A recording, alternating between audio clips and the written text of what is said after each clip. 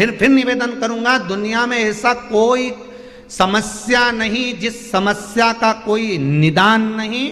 हर समस्या का निदान है, पर निदान किसी दूसरे के पास नहीं, निदान केवल मेरे भोले नाथ के पास में है। आपको अगर किसी समस्या का सफल आनंद चाहिए तो शंकर की शरण में जाओ।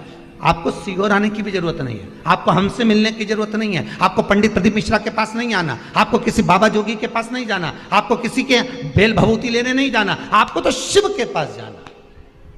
जो शंकर की वस्तु है उसको स्वीकार करो, बस शंकर की वस्तु को स्वीकारिए।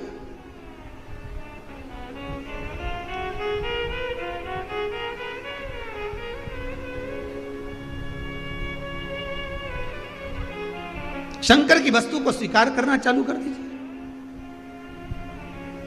अरे भाई, शिव महापुराण की कथा तो यहां तक कहती है,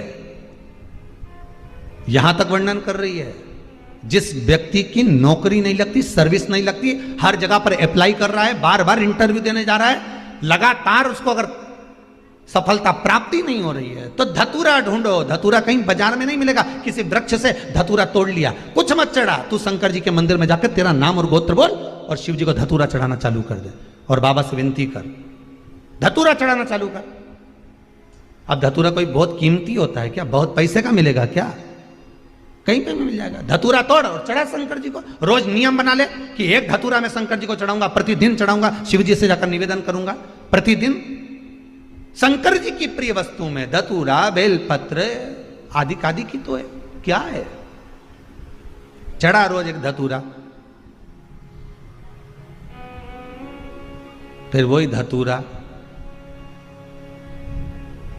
जिसके यहां तू इंटरव्यू देने जा रहा है उसी के सिर पे चढ़ गया।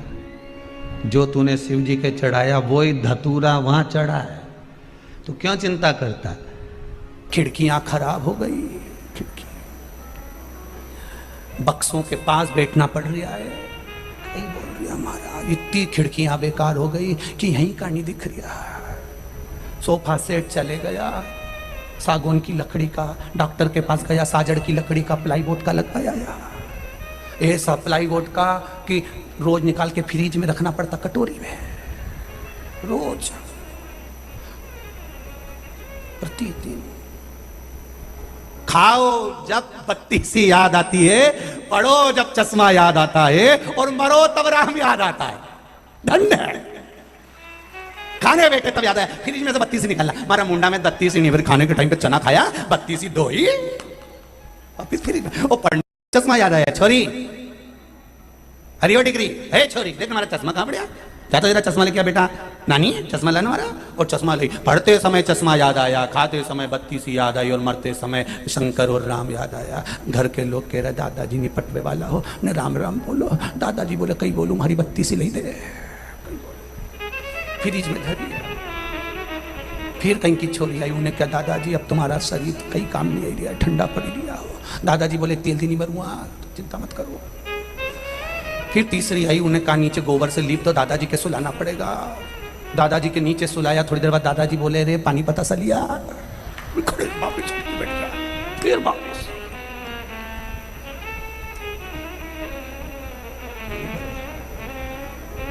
अंत समय प्रभु आना पड़ेगा, वचन दिया तो निभाना पड़ेगा। आए ना आए प्रभु कुटुंब कभी ना, अंत समय प्रभु आना पड़ेगा। भगवान की भक्ति अविरल भक्ति है, अविरल भक्ति। ब्रह्मा जी कह रहे तुम्हारे पिता कौन? मेरे पिता शिव लिंगायत आकृति में प्रकट हो गए। ब्रह्मा जी ने कहा इनका चरण कहाँ, शीश कहाँ? भगवान विष्णु चरण ढूंढने जा रहे हैं, भगवान ब्रह्मा शीश ढूंढने जा रहे हैं। भगवान विष्णु ने आकर कह दिया कि मुझे चरण नहीं मिला। सत्य एक बार बोलना पड़ता है और वो भगवान विष्णु ने कह दिया, इसलिए स्कंद पुराण से सत्यनारायण भगवान की कथा निकली है।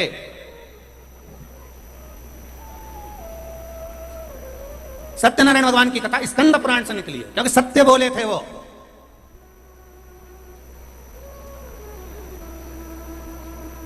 अब आज का जमाना में तो सब झूठा नंबर 1 का।